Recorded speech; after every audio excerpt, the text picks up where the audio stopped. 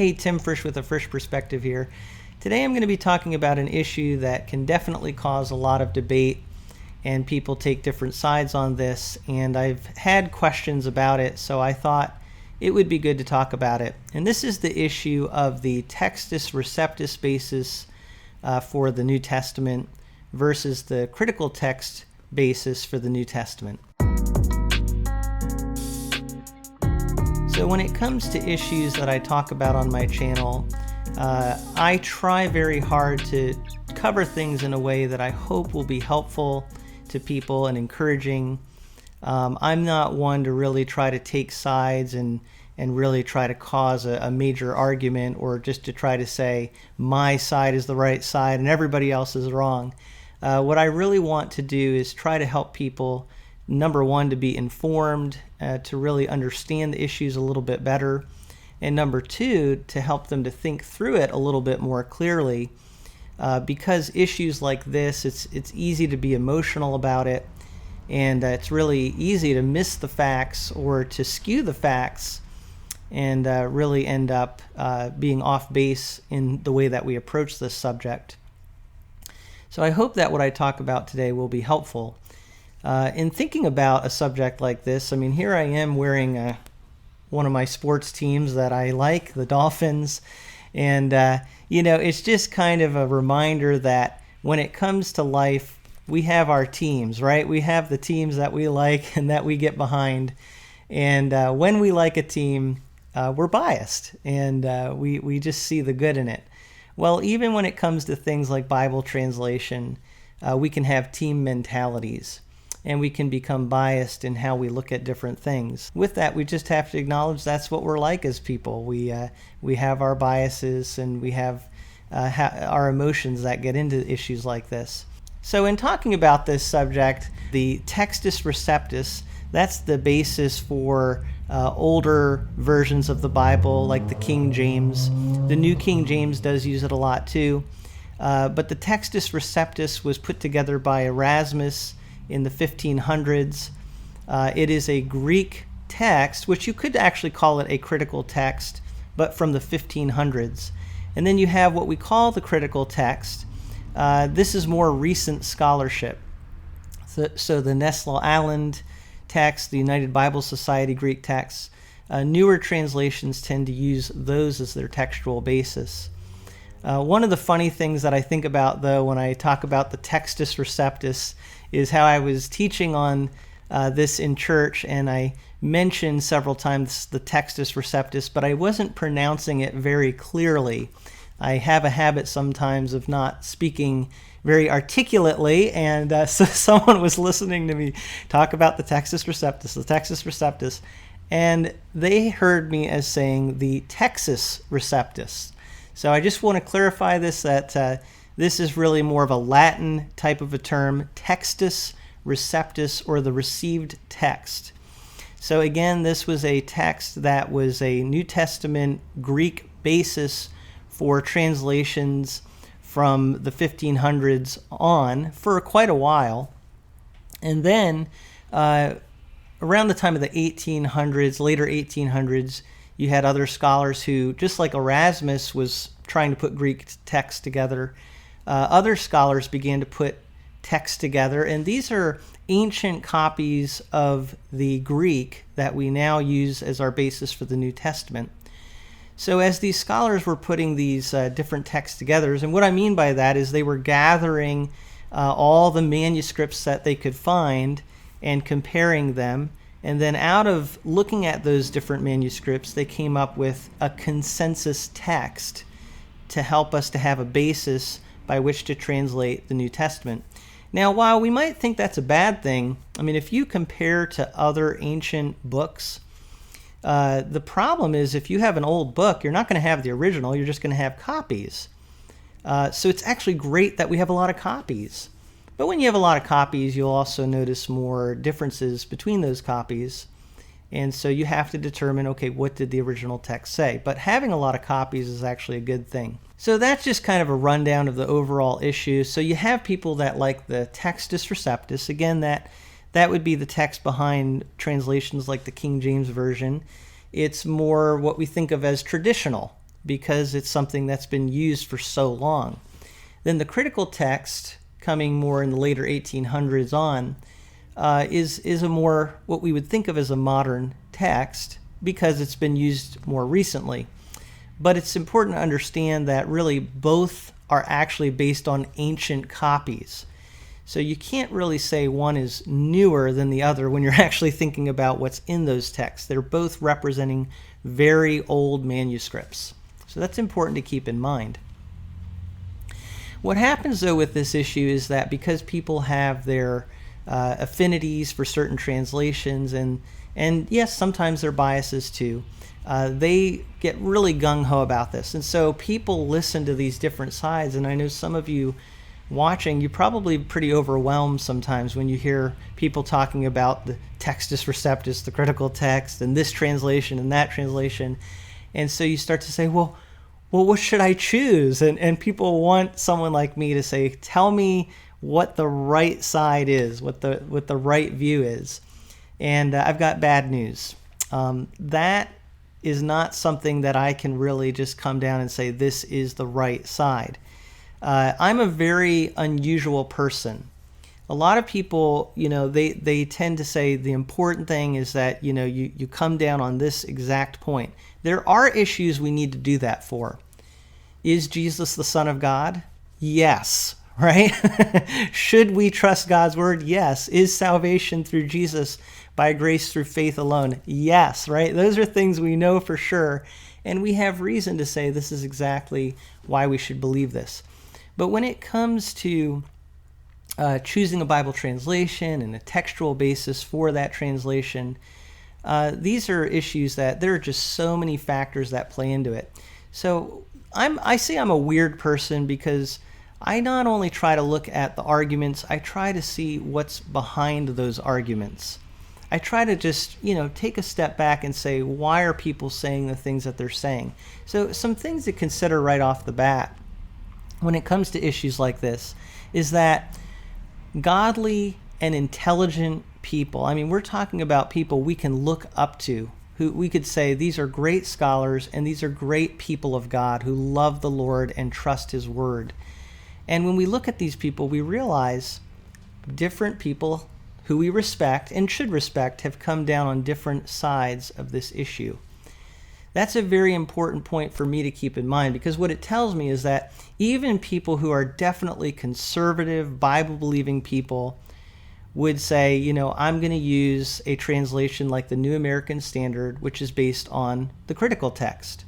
But then you have godly, wonderful teachers who would say, I'm going to use a translation like the New King James Version that's based more on the Textus Receptus. So what does that tell me? That tells me that there are people who we can look up to who are very intelligent that have come to different conclusions or lean different ways on this issue.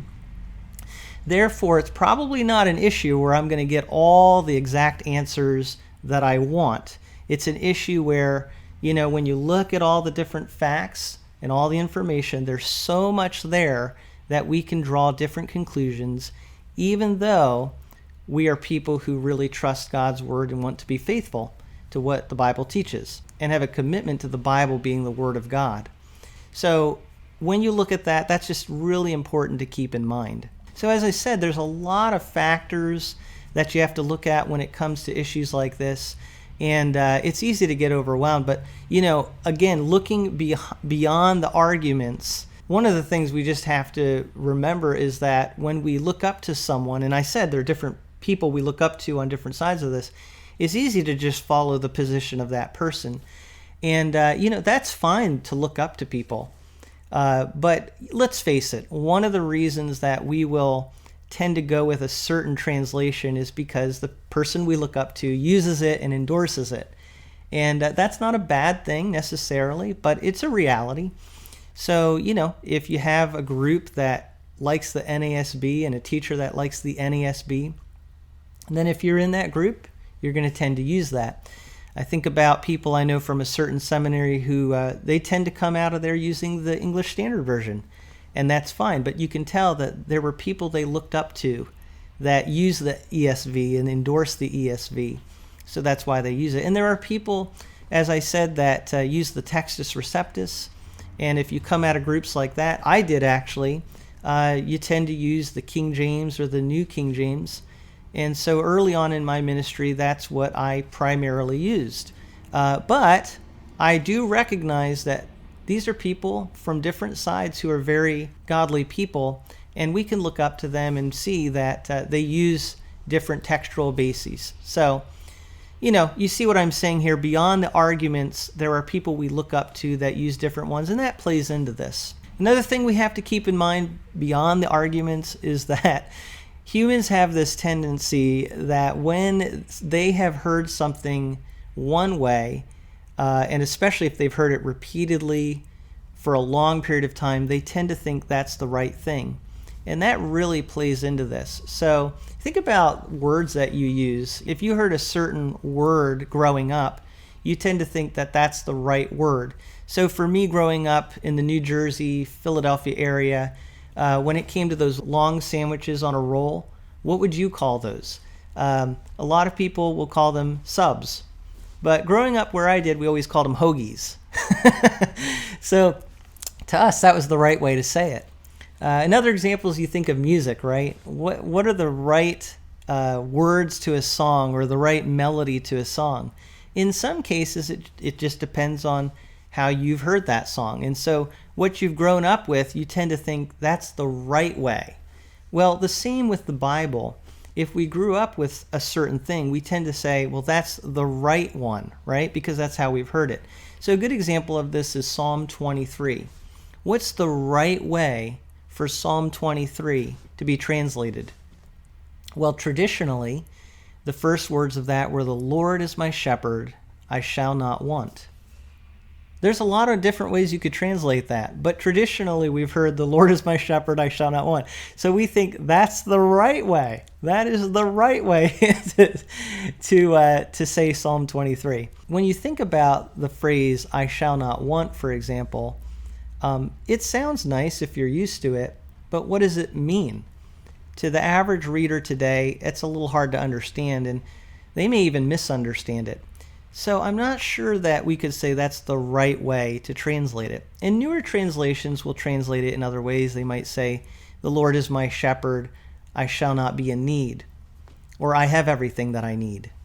And I think even though it doesn't sound right to some people, it's actually a clearer translation for the average reader. So you see my point, that what you've gotten used to, you tend to think is right. That definitely plays into this, by the way, on both sides.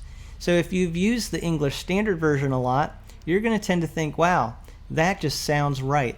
Or if you use the New American Standard, you're going to get used to it and you're going to say, that seems right. And the same with the King James or any other translation that you've used for many years. So there are a lot of arguments and issues behind the arguments that you see on the surface. And all I'm saying in this is when I approach this issue, I try to be aware and acknowledge those realities, and I think a lot of people miss that. They think it's all about just the facts, and I would say, well, there are the facts, but as is often the case with humans, there is more than just the facts, right? There are other things that play into how we look at issues and the conclusions that we draw. So in saying all of this, my reaction to a debate like the Textus Receptus versus the critical text is not so much to say, okay, I've got to come down with the exact right answer for myself. What I really want to do is have a good strategy, because we're looking at a pretty complicated issue that godly people have drawn different conclusions about. So my strategy involves several things, and I'll share with you some ideas here that may be of help to you. The first thing is that I want to have the data from all different sources. I want to have as much data as possible, and I want to be able to listen and think about different scholarly views on the subject. So having books that I've read have helped me, looking up good information, but again, you want to have trustworthy people that you're looking at, and you want to have as much data as you can. Number two, I want to have at least a couple of translations to compare. Two translations that I have often talked about that I think are good examples would be the New King James Version, which is based more on the Textus Receptus, and the Holman Christian Standard Bible, which actually I would say is based more on the critical text. But if you look in the footnotes of both of these translations, you get a lot of good information that's really helpful. So let me just show you quickly what that looks like in the footnotes of the New King James Version and the Holman Christian Standard Bible. And this is from Matthew chapter 6. And on the left here, we've got the New King James Version, and you see that it talks about the NU omits openly, the NU omits openly. All right, so this is in Jesus' Sermon on the Mount, and you have a few places there where you're looking at a more critical text, omitting, it says. But when you look at the Holman Christian, it says other manuscripts read, and then here it says other manuscripts add openly. Other manuscripts add openly. What's interesting there is you can just see the two sides of it. The New King James Version, being more on the Textus Receptus end, would say that if you look at other manuscripts, they omit certain things. And then the Holman Christian Standard Bible, based more on the critical text, if you look at the footnotes, it says other manuscripts add certain things. So what you're getting there is a great balance. You're able to see, okay, there's two sides, and I have a text here that shows me both sides and footnotes that allow me to see what's behind each of the texts and to compare them. So I just think that's a great way to look at all of the information and be able to see all of the data, is to have at least a couple of translations that really show you the different sides. So having a Textus Receptus translation like the New King James or the King James, and having a critical text translation like the Christian Standard Bible or the English Standard Version or the New American Standard Bible, I mean, these can be really helpful to have as comparison. Number 3, in forming the strategy that I'm talking about, I also want to keep in mind that there are no major differences as I'm comparing these. And I just showed you an example, but really it's so important to keep in mind that even though there are some differences between the different textual bases, there's no major differences. So an important point here is that when you're looking at the Gospels, for example, I've sadly seen people say, well, in the NIV, they take out certain verses. And actually, I just had a friend who was posting something where they were getting a little confused about this, where they read something that said the ESV takes out certain verses. Well, it's so important to keep in mind that we have 4 Gospels. So when you look at, for example, the book of Luke, this is just, a hypothetical situation, but Luke in the King James Version might have a phrase, and in the English Standard Version, that phrase may not be there because of the different textual bases. However, if you look at the book of Matthew, the King James may also have the phrase in the book of Matthew, but the English Standard Version may also have that phrase in the book of Matthew. So in one case, you have in the King James Version that phrase 2 times, and in the English Standard Version, that phrase might be there 1 time. But the phrase is still there in both Bibles. It's just there more times in the King James Version. And we're talking about one phrase. We're not talking about something huge. So I would say that overall, when you actually look at the big picture, these are not major differences. Yes, there are differences, but they're not major differences. And I think that's really important. It might help you to not be so concerned or overwhelmed when looking at the situation, to realize no major doctrine is affected by which textual basis you use. The fourth thing that I want to say as part of this strategy or way to look at this is to remember that all copies are going to have variances and have had variances throughout history. In other words, when you look at copies of a document, you're going to have differences here and there. That's just a reality. So just imagine, and I've said this if I'm in a classroom, if I have a piece of paper and I've written something on it, 1 page of information, and I say, everybody in this class, I want you to copy this page. Likely what's going to happen if you have 30 people in that class is there are going to be little differences between the copies.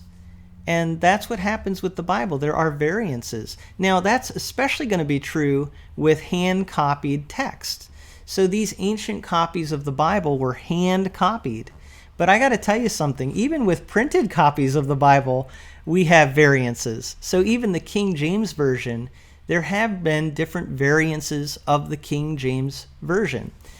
A really good example of this was in 1631, where the King James, this was pretty early in the printing of the King James, it came out in 1611, and in 1631 they printed the King James, and when they printed the 10 Commandments, they made a bit of a mistake. And in the commandment where it's supposed to say, "Thou shalt not commit adultery," they left out the word "not." And so in 1631, the King James read, "Thou shalt commit adultery." That's a pretty bad mistake. But you know something? That doesn't mean you don't trust the King James, right? That's just a variance in that particular printing. And of course, they corrected it and tried to get rid of all those copies so that we don't have to worry about that. But the same is true with handwritten copies. I mean, if you're going to have variances with printed copies, you're certainly going to have variances with hand-printed copies. But the important thing to remember is that we have lots of copies to compare. So we don't have to worry about the trustworthiness, because when you look at all the different copies, it allows you to see what was really in the text. And that leads me to a fifth thing about this outlook, that comparison is the best way to see the facts and to help you to understand the situation. So going back to my example of everybody copying my document, my page of information, if we say, okay, well, this person, their copy says this, but that person's copy says something else, if we don't have my original page, how do you know what my original document said? You compare everybody's copy. And if you do that, as long as they weren't copying each other, if they were copying the original, what you would find is that, someone may have left out a comma, or maybe someone put in a comma.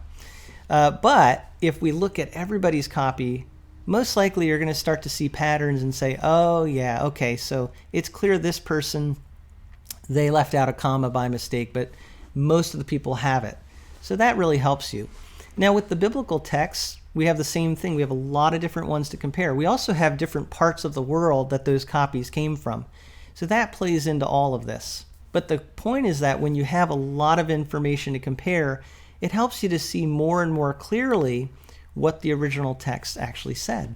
One final thing that I want to say as part of this strategy or outlook is that if all of the things that I've said just overwhelm you, and if you're not the kind of person who likes to look at all the data, if you're the kind of person who just gets really overwhelmed by all this kind of stuff, then I would encourage you to just use a translation that you trust.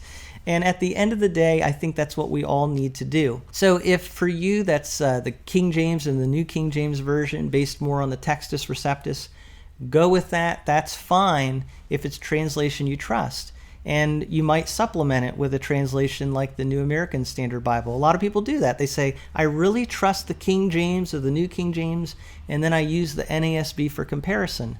Or vice versa. Someone might say, I really like the English Standard Version based on the critical text New Testament, but I use the New King James Version for comparison. You see my point?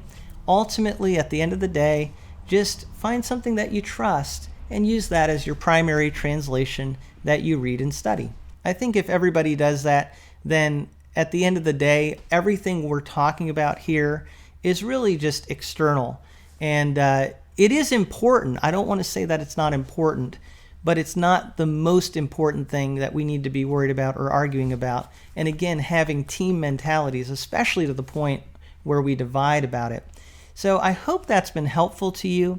I know that's a lot to think about, but I just wanted to give you some background information as well as kind of help you with a strategy for approaching this subject.